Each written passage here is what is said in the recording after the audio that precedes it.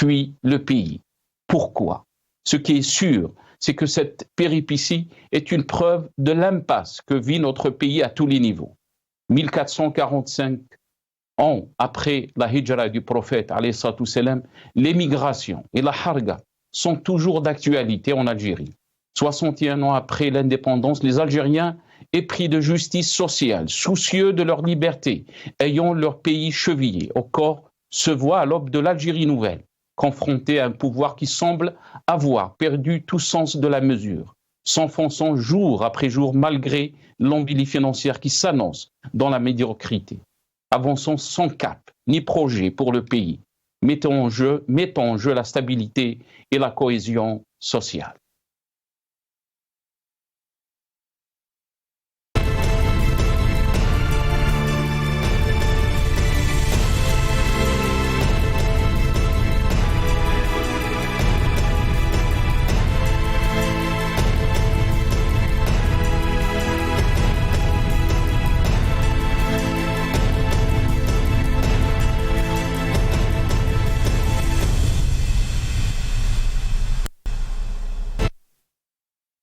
Nouvel an musulman 1445 de la Hijra à la Harga, c'est le titre de notre émission pour ce soir. Et pour en parler, j'aurai le plaisir d'accueillir le professeur Nourdine Awsat, qui est universitaire, imam, écrivain aussi. Il est avec nous par Skype depuis la France. Nourdine, marhaba bik, bonsoir et toutes mes meilleurs vœux pour cette nouvelle année, Nourdine.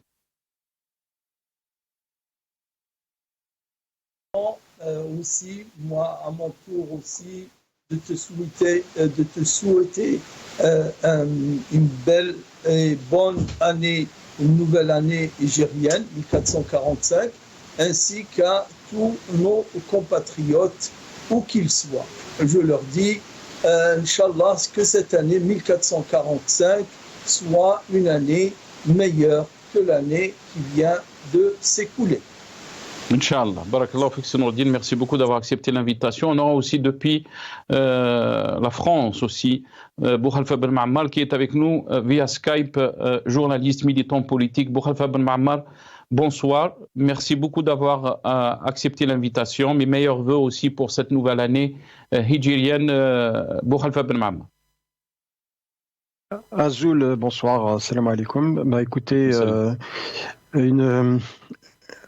quoi dire écoutez, à l'occasion du Nouvel An qui est dans le calendrier hégérien, écoutez, une bonne année, espérons qu'elle sera pleine de justice et pleine d'ouverture, parce que depuis 13 siècles, le monde musulman est sous la cape des injustices, gouverné par l'ignorance, et il est temps peut-être que le siècle prochain qu'il puisse se libérer de toutes ces chaînes.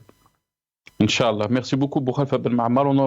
On a aussi le plaisir d'accueillir Maître Majid Hachour, qui est avocat, militant des droits de l'homme. Il est avec nous par téléphone depuis Alger. Maître, bonsoir. Merci beaucoup d'avoir accepté l'invitation. Mes meilleurs vœux aussi pour cette nouvelle année hégérienne. Marhaba bik, si Majid.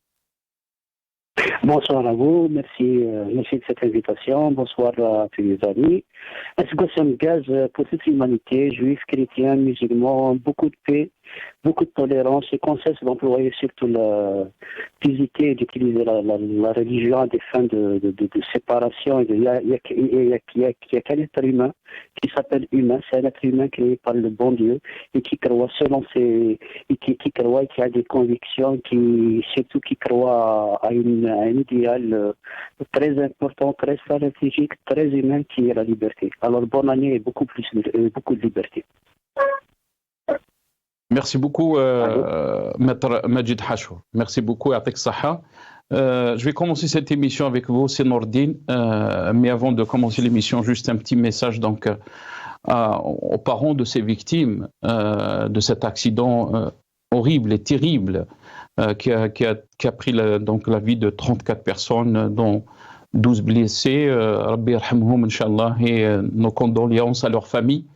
Et un bon rétablissement pour tous les blessés, Inch'Allah. Nourdine, la symbolique de nouvelle année. Si vous pouvez nous l'expliquer, bien sûr, c'est le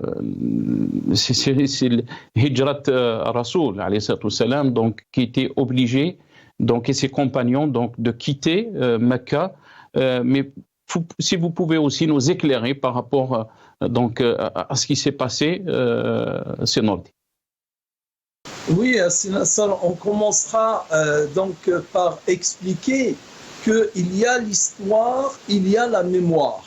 L'histoire, c'est l'événement dans un sens, disons, descendant, du passé vers le présent. Donc là, nous avons l'histoire du prophète sallallahu alayhi wa sallam quand il est arrivé à Médine après avoir fui, après avoir migré parce qu'il était menacé de mort. C'est dans Surat al-Anfal de toutes les façons, c'est attesté par Surat al-Anfal que le prophète sallallahu alayhi wa sallam était menacé de mort. On le menaçait de trois choses. Soit il voulait l'exiler, soit il voulait l'emprisonner, ou bien l'assassiner. Et finalement, les Qurayshites se sont mis d'accord pour l'assassinat du prophète sallallahu alayhi wa sallam. Donc le prophète est parti à Médine pour trouver du salut à Médine. Donc ça, c'est la première chose. Donc l'histoire. Mais il y a aussi la mémoire. La mémoire, c'est le sens inverse de l'histoire. Donc c'est l'événement revu du présent vers le passé. Aujourd'hui, nous, de par le monde, et pas seulement dans le monde arabe, pas seulement dans le monde musulman, même dans le monde entier, il y a des musulmans. Ils vivent cet événement, ils se remémorent cet événement pour revivre les émotions, pour revivre les sentiments et pour revivre les premiers événements qui ont vu l'avènement de l'islam. La hijra, pour juste clarifier, elle n'a pas eu lieu au mois de Muharram. Le mois hijrien, le premier Muharram, il débute l'année. Et beaucoup de musulmans ne savent pas certainement que le calendrier musulman a commencé à être utilisé à partir de la 17e année de l'Hégire. C'est-à-dire qu'à l'époque de Omar ibn al-Khattab, c'est-à-dire le deuxième calife après Abu Bakr, qu'un de ses préposés en Irak, exactement à Bassora, qui est Abu Moussa al-Ash'ari, il envoie à Omar ibn al-Khattab, il lui dit « Je viens de recevoir une lettre que tu m'as adressée de Médine, mais je ne sais pas en quelle année elle est arrivée. Donc il faudra, nous les musulmans, nous instituons un calendrier. » Et donc là, Omar ibn al-Khattab, il a lancé une grande consultation auprès des compagnons. Lui-même, il a consulté Othman ibn Affan, Ali et les autres compagnons. Ils se sont mis d'accord pour que le calendrier musulman commence avec l'année de la migration du prophète sallallahu alayhi wa sallam de la Mecque à Médine. Et là, il faudrait remarquer quelque chose de très important, parce que ta question c'était qu'est-ce qui reste de la migration, qu'est-ce qui reste de la hijra aujourd'hui. Il y a le sens, je dirais, historique, il y a le sens atemporel, qui n'est pas limité à un temps. Et la hijra qui n'est pas limitée à un temps, c'est que le musulman doit vivre en conformité avec l'islam. Et c'est pour ça qu'il y a un hadith dans le Bukhari dans lequel le prophète sallallahu alayhi wa sallam dit « Al-muhajiru man hajara ma naha Allahu anhu » Le vrai migrant, c'est celui qui migre, qui quitte ce que Dieu a interdit.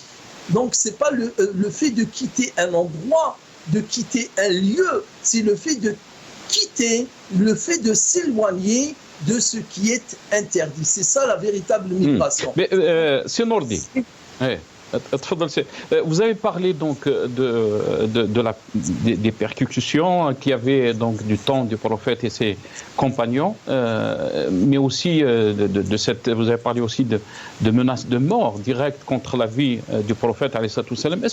Comment peut-on faire le parallèle par rapport à ce que vit le monde musulman actuellement? On parle de 1445 d'après le calendrier bien sûr hijrien. Quel constat peut-on faire? Quel parallèle peut-on faire par rapport au temps du prophète, alayhi salatu wassalam? C'est Nassar, tu connais bien ma position vis-à-vis de la harga. Je n'ai pas changé d'avis, je n'ai pas changé de position depuis des années qu'on en parle. Moi, je ne trouve aucun point de comparaison, je dis bien sans exagérer, aucun point de comparaison entre les hargas algériens et la hijra. Alors là, je ne trouve pas. Je trouverai avec les Ouïghours, qui se sont les musulmans chinois, qui ont été obligés de s'expatrier en Europe, en Amérique. Ils fuient le fascisme chinois. Et je pourrais trouver aussi avec les Rohingyas qui ont fui la Birmanie et qui sont en Bangladesh et dans de nombreux pays. Je peux aussi trouver avec les Syriens, 7 millions de Syriens qui ont fui la Syrie parce qu'un tyran les bombardait avec la complicité de la Russie avec des bombes sales. Ils en ont tué des centaines de milliers. Donc tout cela, et d'autres individuellement, bien entendu, ça existe encore, individuellement ou par famille, des familles qui fuient leur pays. Les gens qui ont fui de l'Algérie, c'est Nordi. Je m'excuse de rebondir sur cette question. Comment vous les voyez, les gens qui ont fui donc cette dictature, les gens qui ont fui l'injustice? Il y avait des gens qui étaient aussi menacés de mort juste par leurs convictions, je pense que vous voulez répondre. J'en connais, vous connaissez vous-même Sinassal, compatriotes, qui, rien que ces 2-3 dernières années, des avocats, des défenseurs des droits de l'homme qui ont dû quitter l'Algérie pour échapper à cette répression, pour échapper à je dirais, ce terrible ostracisme et répression.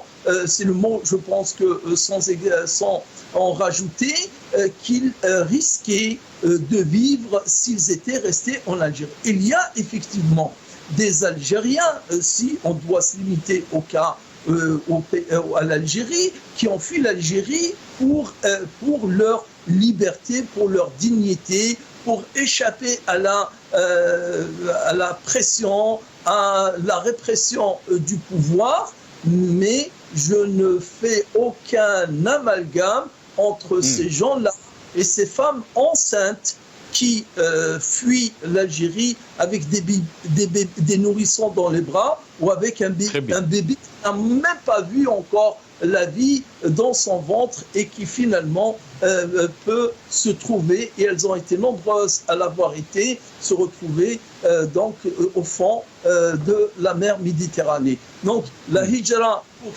pour Sinassar, par rapport à l'islam, par rapport à la religion musulmane, nous remarquerons que le calendrier musulman, c'est le début de la civilisation musulmane. Il n'est ni lié à la naissance du prophète, sallallahu alayhi wa sallam, comme c'est le cas du calendrier chrétien. Il n'est pas lié à un endroit, comme c'est le cas du judaïsme qui est lié à la Judée.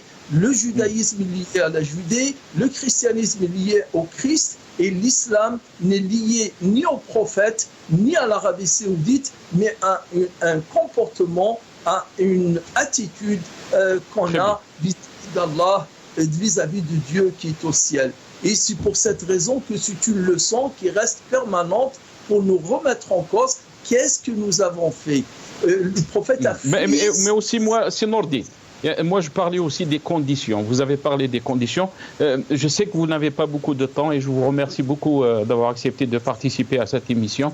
On va donner la parole à Boukhalifa Ben Ma'ammar et j'aimerais avoir votre aperçu juste après.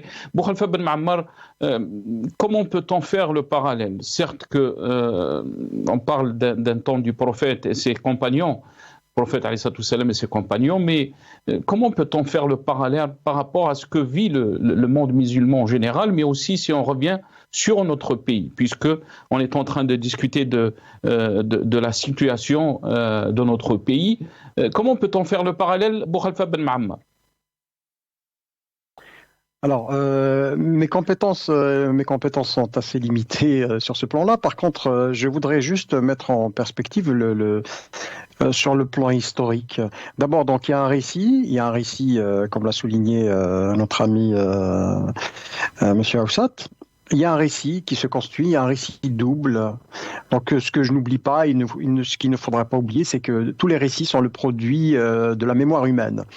Et dans la fondation, donc toute civilisation ou tout ensemble humain qui se fixe une nouvelle approche de la vie, ça peut être une nouvelle religion ou quelque chose de cette nature, donc a besoin de ses propres, je mets entre parenthèses, hein, je dis ses propres mythes fondateurs, à savoir un début, un enracinement, les fondateurs, donc en termes de personnes.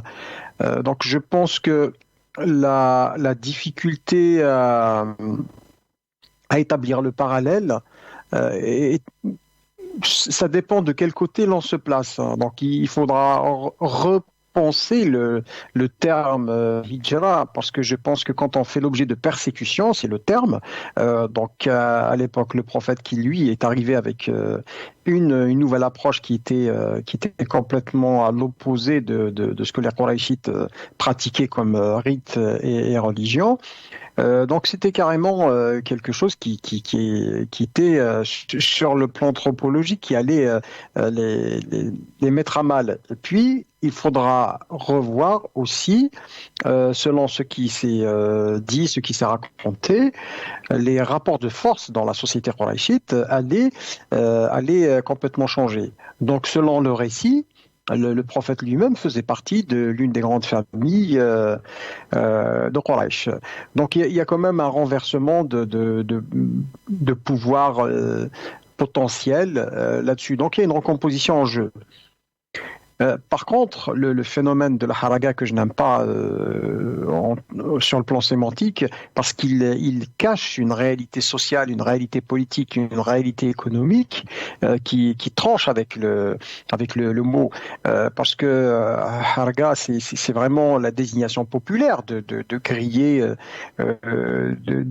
de prendre des risques, de griller sa vie, voilà. Mais l'arrière-plan et l'arrière-fond de cette tragédie humaine à ciel ouvert que l'on vit a fait l'objet de beaucoup de recherches. Les phénomènes migratoires, depuis une bonne vingtaine d'années, ont fait l'objet de travaux de recherche universitaires qui ont démontré l'hypocrisie des pays qui s'en plaignent, mais qui se remplissent les poches aussi par la même. Parce que quand vous avez des populations qui sont vieillissantes dans ces pays-là, où vous avez de la main-d'œuvre à bon marché qui arrive, donc ça remplace ces actifs qui ne sont plus, mais qui ont besoin de main-d'œuvre corvéable et à merci pour des secteurs dont elle n'a pas. Mais pour répondre un peu à votre question, le drame du monde musulman, au-delà de la définition ethniciste qui consistait à coller un peu le monde musulman avec celui de l'arabe, parce que statistiquement, quand on prend, il y a beaucoup moins de personnes répondant au qualificatif de musulmans qui parlent arabe. Ils sont plus, le plus grand pays musulman au monde ne parle pas arabe. Voilà. Mais je pense que les réalités politiques et sociales de ces pays-là sont tributaires à la fois sur le plan immédiat, c'est-à-dire les choix politiques qui ont été faits au lendemain de leurs indépendances. Donc c'était un peu le prolongement et la prolongation de la troisième mi-temps coloniale que nous vivons jusqu'à présent, d'une part, et d'autre part, il y a des questions historiques, il y a des questions théologiques, et il y a des questions éminemment universitaires qui ont été abordées. Donc moi, je reprends le professeur Mohamed Alkoun qui lui, quand même, a fait des ébauches des tragédies que le monde musulman vive, et je pense que ce serait bien qu'il y ait des échanges et des productions universitaires pour comprendre un petit peu ces phénomènes-là. Et ces pays-là sont dramatiquement les plus riches, mais c'est de là où on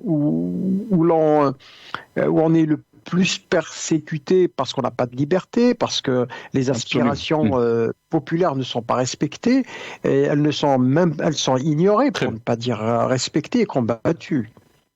Très bien. Restez avec nous, Boukhalifa Ben Ma'ammar. Majid Hachour, vous êtes avocat, défenseur des droits de l'homme. Une année qui était écoulée, bien sûr, l'année hijrienne, une nouvelle année qui s'ouvre. Comment peut-on faire le constat, comment est la situation des droits de l'homme, bien sûr, la situation des libertés? On a entendu bien sûr Nordin Awsat, mais aussi Boukhalifa Ben Ma'ammar. Quel est votre constat de la situation, Majid Hachour? Mais oui, d'abord, juste quelques précisions sur le concept de l'hijr ou le hijra ou l'am al-hijri. Les musulmans avaient besoin d'un mythe fondateur. Ils avaient besoin d'un mythe fondateur. Ils ont étudié quelques dates. Ils sont arrivés à un événement consensuel qui est l'hégire ou l'exil du prophète alayhi salatu wassalam. Donc et de là ils ont fixé la date hégirienne comme date musulmane. Mais le prophète, désolé, n'a pas fui l'interdit. Le prophète alayhi salatu wassalam, s'il avait trouvé un climat de tolérance dans sa tribu, dans sa communauté, il n'aurait pas dû s'exiler ou quitter évidemment la Mecque. C'est qu'il n'avait pas fui l'interdit, il avait fui l'oppression. D'ailleurs, nous avons deux exemples sur l'oppression. Parce que j'ai dit ça parce que je vais arriver à une conclusion. Nous avons deux exemples d'oppression à travers l'histoire. Certains diront l'histoire biblique, d'autres diront l'histoire des livres. Mais il y a d'abord l'histoire de Moïse, Moussa. Moussa aussi a fui l'Égypte. A fui Pharaon pour sauver le peuple israélite. Nous avons là l'oppression d'un individu vis-à-vis d'une communauté. À l'inverse du prophète, que c'est la communauté, il a fui l'oppression de la communauté. Donc nous avons deux exemples. Mais le fond, c'est quoi? Il a les exégètes, les directeurs de sciences, ceux qui ont le monopole de la religion et ceux qui idéologisent justement la religion ne le diront jamais pour arriver justement à une conclusion. Le fond de tout ça, fuir l'oppression. Quand on fuit l'oppression, c'est qu'on cherche quoi? On cherche la liberté. Le fond de l'hégire, le fond de l'exode de Moïse, c'est la liberté. Et la liberté, elle est une valeur commune de toute l'humanité. Et cela, une certaine religion, je ne dirais pas l'islam, mais une certaine interprétation de la religion tend à ne pas le dire, tend à le nier, tend à le cacher, à l'omettre. Pourquoi? C'est pour dire que finalement, Mohammed alayhi salatu wassalam a fui les koufars. Moïse, Pharaon, il était kafir. Mais les gens n'ont jamais dit qu'il a fui le kafir qui était Pharaon. Il a fui le dictateur, l'oppresseur qui était Pharaon pour la liberté. Nous aussi, nous avons fui l'oppression communautaire, l'oppression d'Abel Lahab, d'Abou Sofiane, etc. pour la recherche de quoi?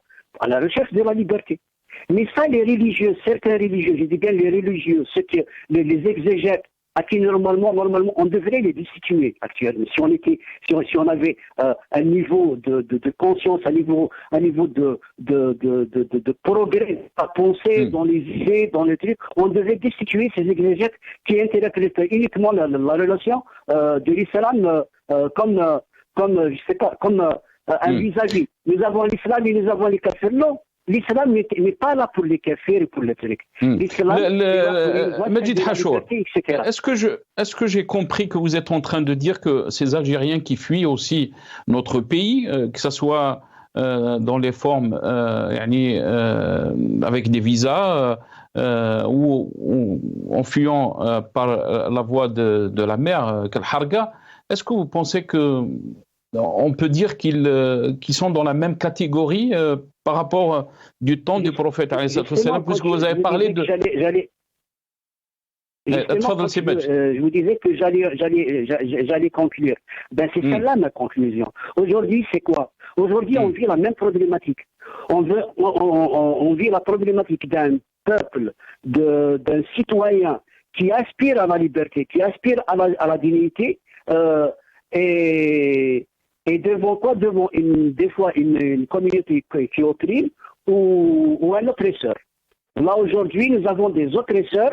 Nous sommes devant des oppresseurs auxquels un peuple tente de fuir parce qu'il n'a pas trouvé la dignité, il n'a pas trouvé la liberté, il n'a pas trouvé surtout le respect de ses droits. Donc aujourd'hui, toute la problématique de l'égir, on devrait l'inscrire dans ce sens. On devrait l'inscrire dans la problématique de la liberté. Si on l'avait inscrit dans la problématique ou la perspective de la liberté, tous les peuples arabes, je dis bien tous les peuples arabes, tous les peuples musulmans, tous les peuples amazirs vont aspirer vers la recherche de la liberté. Aujourd'hui, ils omettent cette perspective. Pourquoi? Parce que pour les faire vivre dans un climat où il y a le kafir, il y a eux. D'ailleurs, j'ai entendu le truc que nous sommes meilleurs que... indirectement, j'ai entendu un discours disant que nous sommes les meilleurs que les Juifs. Non, les Juifs, ils ont une date, un mythe fondateur qui est Moïse, et les Jésuites, les chrétiens, ils ont un mythe fondateur qui est la naissance du prophète Isa alayhi salam, et nous avons un mythe fondateur qui est l'Égypte. Comme les Amaziens, ils ont un mythe fondateur qui est Chechna. On n'est pas meilleurs que les autres. Mais nous avons les mêmes inspirations que je ne pense pas que... Je ne sais pas qui c'est qui a dit qu'on est meilleur que les autres. Je ne pense pas que ça a été dit de cette façon, Majid Hachour. Mais restez avec nous. C'est votre façon de voir les choses. Nourdine, quand on revient à ce qu'a dit Majid Hachour, l'être humain doit chercher avant tout, bien sûr, sa liberté. Même Allah Azza wa Jal a donné une place sacrée par rapport à ce principe, à cette liberté de l'humain. Bien entendu. Écoute, Sénassam, nous vivons là aujourd'hui avec le Nouvel An un autre événement qui va être suivi dans 10 jours. Dans 10 jours, Ashura. Par Ashura. Ashura, le prophète Mohammed sallallahu alayhi wa sallam, quand il est arrivé à Médine, il a trouvé que les Juifs jeûnaient ce jour-là. Il s'est renseigné pour quelle raison le jeûnait-il. Ils lui ont dit parce que ça correspond au jour où Dieu a sauvé Moïse, quand il a fait son exode. Il leur a dit, nous, les musulmans, nous sommes plus à même de célébrer cet événement-là. Que Moïse soit sauvé des griffes de Pharaon qui le poursuivait avec son armée, que ce jour-là soit célébré, nous le célébrons. Et jusqu'à aujourd'hui, 1445 ans après, les musulmans de par le monde, une bonne partie parmi eux, jeûnent ce 10e jour de Ashura. Et pourtant, il est lié à la religion juive. Quand j'ai parlé de l'islam, du début du calendrier musulman, ce n'est pas pour dire qu'il est meilleur ou moins bon, c'est pour dire qu'il est spécifique. C'est pour montrer ce sont des faits là. Là, nous parlons de faits. Le calendrier chrétien, il débute avec la naissance de Jésus. D'ailleurs, avant et après, on dit 2023, avant et après Jésus-Christ. Même le avant, on prend la naissance de Jésus comme repère. Les Juifs, donc leur calendrier commence par l'Exode, celui de l'islam commence par l'Hégire, commence par l'année où le prophète est arrivé à Médine. Et tu l'avais dit, et il faudrait peut-être le souligner, qu'il n'y a pas d'ethnie en islam. Il n'y a pas de centralité d'un lieu géographique en islam. L'islam, ça aurait été lié à un lieu, à l'Arabie ou à une ethnie, on dira cela. Mais il est lié à un fait, à un acte. L'acte, c'est celui de fuir la persécution pour aller dans un endroit où il pourra pratiquer sa religion librement. Le prophète, quand il était à la Mecque, qu'est-ce qu'il disait? Il disait rien d'autre que la ilaha illallah. Il ne prêchait que cela. Mais c'était révolutionnaire, la ilaha illallah. Quand le prophète disait la ilaha illallah, ça remettait en cause toutes les autres divinités pour proclamer l'adoration d'un seul Dieu qui est au ciel. Et ça, les Qurayshites ne l'ont pas accepté, ne l'ont pas admis que ce prophète-là prêche la question qui a été posée par Sinordi, la question qui a été posée par Majid Hachour, s'il n'y avait pas cette oppression, s'il n'y avait pas donc cette injustice envers le prophète et ses compagnons, cette immigration n'aurait jamais eu Sinordi. Est-ce que c'est ce que je veux essayer de comprendre par rapport à ce que nous vivons maintenant? Oui, Anassar, c'est ce que j'ai essayé d'expliquer au début, mais je crois que je n'ai pas réussi totalement à faire une distinction entre la hijra temporelle et la hijra atemporelle. Tu sais, il y a un hadith du prophète, il y a un hadith, c'est à propos de lui. On parle tout à l'heure de mythe fondateur. Il n'y a pas de mythe fondateur. On n'est pas dans les mythes ici. On est dans un fait historique. Un fait historique qui est vécu depuis 1445 ans et il est célébré annuellement par des millions, maintenant des centaines de millions de musulmans. Nous ne sommes plus dans la mythologie. On est dans la mémoire. La mémoire, comme je l'ai expliqué tout à l'heure, c'est l'histoire dans le sens inverse du présent vers le passé. Oui, s'il n'y avait pas la persécution, certainement le prophète sallallahu alayhi wa sallam n'aurait pas été obligé de quitter sa ville natale. D'ailleurs, il y a un propos qui dit, donc à propos de la hijra atemporelle, c'est que la hijra, elle demeure jusqu'à la fin des temps.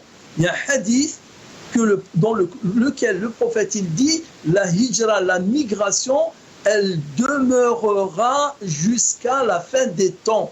À chaque fois que les conditions de la migration se trouvent réunies, le musulman, il n'a pas à vivre sous l'oppression quand il a la possibilité de changer d'endroit. Et nous, les musulmans algériens, ils l'ont fait. Tous les musulmans, les Algériens. Donc cette hijra est légitime, Sinordi? Absolument. Excuse-moi, juste je termine par ça, Sinassar. Les Algériens qui vivent à Damas aujourd'hui, qui sont à la 4e ou 5e génération, les Algériens qui vivent à Gaza aujourd'hui pour la 4e ou 5e génération, et les Algériens qui vivent aussi à Médine, pour la 4e ou 5e génération. J'en ai rencontré, moi, en 2000, des familles dont les parents ont migré au début du siècle dernier. Pourquoi? Quand le colonisateur français est arrivé, ils ont eu peur pour leur religion, ils ont eu peur pour leur liberté de pratiquer et observer leur religion. Ils ont été dans des pays où ils pensaient pouvoir vivre leur religion, en l'occurrence la Palestine et la Syrie et Médine. Très bien. Boukhalifa Ben Ma'ammar,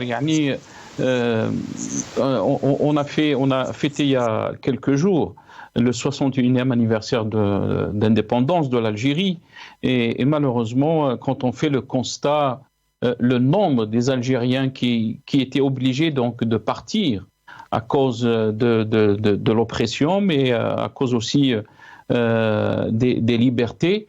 Ils vivent en Europe, ils vivent dans des pays qui ne sont pas musulmans, mais qui sont respectés, qui ont leurs droits comme les citoyens de ce pays. Votre réaction, Boukhalifa Ben Maham?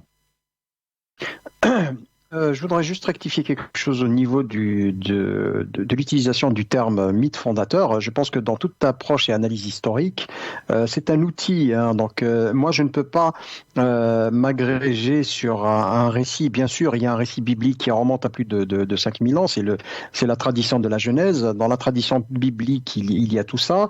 Je voudrais juste aussi remettre un petit peu en perspective une expression qui a été utilisé, je pense, dans les évangiles de Matthieu et de Luc concernant Jésus. Nul n'est prophète en son pays. Donc, à un moment donné, l'ensemble, dans la tradition prophétique, tous les prophètes ont dû partir. L'Exode chez Moïse a mis une espèce de bannissement comme ça pour ce que fut le Christ. Et enfin, le prophète Mohammed, sallallahu alayhi wa sallam, il a vécu, c'était de la persécution, mais il y avait aussi un contexte politique qui était là.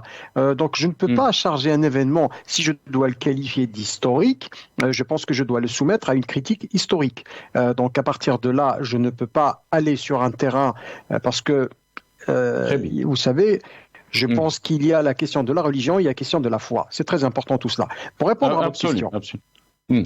Pour répondre à votre question, il ne faut pas oublier que c'est depuis 60 ans, parlons de la période post-indépendance, il y a eu des vagues successives de départ. Boumdine disait les matchs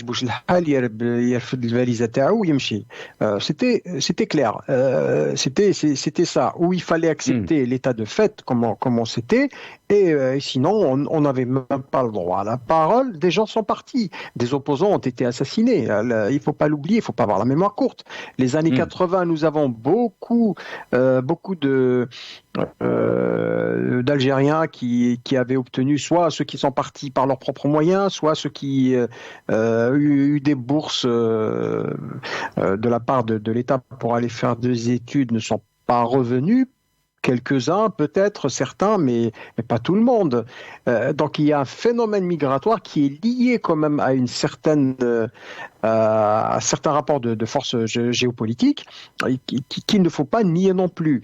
Mais le phénomène qui s'est accéléré à partir de la fin des années 80, début des années 90, il ne faut pas oublier que beaucoup d'Algériens sont partis début des années 90. Donc là, l'une des réalités aujourd'hui que l'on peut avérer, vous avez beaucoup d'Algériens qui sont partis en Europe, aux États-Unis, au Canada, qui sont partis parce que la conjoncture politique était en train de changer. Certains vous diront, et puis vous avez un travail journalistique qui vous permettra de retrouver, il y a des gens qui sont partis parce qu'ils se sentaient peut-être menacés dans ce que l'Algérie... il ne faut pas oublier, les débuts des années 90, c'est les grandes vagues de migration. Les gens ne savaient pas, c'était le grand saut vers l'inconnu, d'une part. D'autre part, la bipolarisation de la vie politique au début des années 90 a fait en sorte de cristalliser des peurs qui peuvent être justifiées ou pas, mais je crois que là, le débat serait intéressant là-dessus. Il y a des gens pourtant, Boukhalifa Ben Maham, juste pour continuer dans votre logique, et pourtant, au début du Hirak, en 2019, ce phénomène de fuite, ce phénomène de haraga, il s'est ralenti, si on peut dire, Boukhalifa Ben Maham.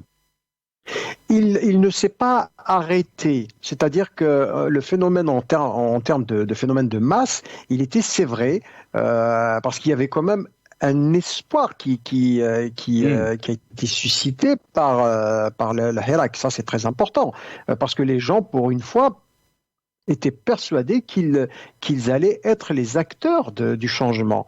Et je pense que c'est une conviction qui a été partagée par beaucoup d'Algériens de manière qui n'a même plus besoin d'être démontrée, mais aussi prendre prendre aussi, reconquérir des pans de mémoire. Tout cela est très important. Mais c'est vrai que en termes de phénomène de masse, c'était pas aussi important. C'était resté. Mais c'est reparti de plus belle à partir du moment où le régime, bien sûr, a asséné des coups de boutoir et la pandémie a fait le reste pour le Hirak. Et puis, il y a des conditions objectives sur lesquelles il faudra revenir, le pourquoi du comment. Ça, je pense qu'il y a une partie qui est liée aux acteurs dont il faudra parler ouvertement et ne pas mettre le tapis. Mais je pense que moi, à titre personnel, je récuse un peu ce terme parce que ça cache tout ce qui est comme fond de persécution que les Algériens vivent pour des raisons politiques, pour des raisons économiques, ou parce que tout simplement, ils ne se sentent plus chez eux. Très bien. Restez avec nous, Boukhalifa Ben Maamar. J'aimerais aussi parler de cet accident terrible qui a fait 34 morts. Rabbi yarhamhum. Majid Hachour, je vais revenir à vous sur cette question. Si vous voulez rebondir par rapport à ce qui a été dit, vous êtes libre aussi, très rapidement, parce qu'il ne me reste pas beaucoup de temps. Qu'est-ce qu'on peut dire par rapport à cet accident près de Tamanrasset, 34 morts, 12 blessés jusqu'à maintenant? Majid Hachour. D'accord, juste en quelques mots sur votre premier sujet, c'est que ce que je voulais dire et ce que je veux dire, c'est que tout événement, à tout événement, on doit en tirer des conclusions et des conclusions importantes. Dans quel sens? Dans le sens où, par exemple, cet exil-là, cet exil, etc., on doit en tirer quelque chose. C'est quoi? C'est des valeurs. On doit en tirer des valeurs. L'islam, normalement, avant qu'il soit prière, jeûne, et toutes les apparences, il est d'abord valeur. La première valeur, c'est quoi? Contre l'oppression, c'est la tolérance. Contre les dictatures, c'est la liberté. Contre les fermetures d'esprit, c'est la tolérance. Voilà ce qu'on doit en tirer comme leçon de cette date. Bon, on ne veut pas de mythe fondateur, on va parler de date symbole. L'Hégire, c'est une date symbole à partir de laquelle les musulmans commençaient à compter les jours et les heures et les mois et les années. Donc de cette date symbole-là, de ce mythe fondateur encore, on doit en tirer ces valeurs-là, tolérance, liberté et respect des valeurs humaines et des libertés humaines. Voilà ce qu'on doit tirer. Et quand on est musulman, on peut pas dire, on doit pas dire quand on est musulman, on peut pas dire quand on est musulman, on ne doit pas oppresser son frère musulman. Quand on est musulman, on doit être que démocrate. On doit être que respectueux des droits de l'homme. On doit être respectueux des valeurs humaines. L'être humain est notre frère. Kafir, juif, jésuite ou chrétien ou musulman, il est notre frère. Très bien. L'humanité est notre frère. Nous sommes frères en humanité. Si nous ne sommes pas frères en religion, nous sommes frères en humanité. Et c'est la règle, la valeur humaine. C'est l'humanisme qui doit primer surtout. Et pourtant, en Algérie, Majid Hachour, tout ce que vous avez dit de bien est contradiction totale de la réalité que nous vivons. Malheureusement, Majid Hachour. Justement, ça me permet de rebondir sur le deuxième sujet. Parce que tout ça est dépendant de quoi? Elle est dépendant du sens qu'on donne à la citoyenneté, du sens qu'on donne au droit, du sens qu'on donne à la cohabitation, au vivre ensemble. S'il y a des accidents, pourquoi il y a des accidents? Parce qu'il y a non-obéissance aux lois. Et s'il y a non-obéissance aux lois, ça veut dire qu'il y a une non-citoyenneté. Pas ailleurs dans le monde entier, je dis dans le monde évolué, on construit le citoyen. Mais nous, qu'est-ce qu'on construit? On construit des gens soumis. On construit des gens soumis, ignorants au point où ils ignorent la loi. Je veux dire... Qui c'est qui construit, Majid Hachour, pour être précis? Oui. Qui? Quand vous dites on construit, Ben, c'est ça revient au pouvoir, ça revient au gouvernant. Et parce que la philosophie du droit, c'est quoi? C'est l'obéissance. Mais l'obéissance, pourquoi on doit obéir à la loi? On doit obéir à la loi parce qu'elle émane de la volonté générale. Et qui doit respecter la volonté? Qui doit respecter la volonté générale? C'est celui qu'on a élu comme responsable, comme gouvernant. Est-ce que c'est le cas aujourd'hui? Aujourd'hui, le gouvernant est illégitime. Le gouvernant, non seulement qu'il est légitime, mais il se permet de prêcher les limites. Donc, tout ça, je veux dire, je disais, au risque de vous faire rire, le code de la route aujourd'hui en Algérie, c'est quoi? C'est celui qui s'engage, si vous conduisez, vous vous engagez, c'est vous qui avez la priorité. Donc ça veut dire quoi? Celui qui a la priorité, c'est lui qui doit freiner, c'est lui qui doit s'arrêter. Voilà où nous en sommes. Alors que le code de la route, bien sûr, alors que le code de la route, donc le code de la route, il est mis à côté. Plus grave encore, la loi est mise à côté. Vous voyez bien, ils ont voté une constitution qui garantit tous les droits. Où est cette constitution aujourd'hui? Elle est où? Très bien. Regardez le nouveau code pénal qui est un risque pour les libertés, qui sera vraiment un vrai tombeau qui va sceller toutes les libertés. Voilà où nous en sommes. C'est pour ça qu'aujourd'hui, quand on dit on parle des accidents de la route et du code de la route, mais on ne parle pas aussi des routes.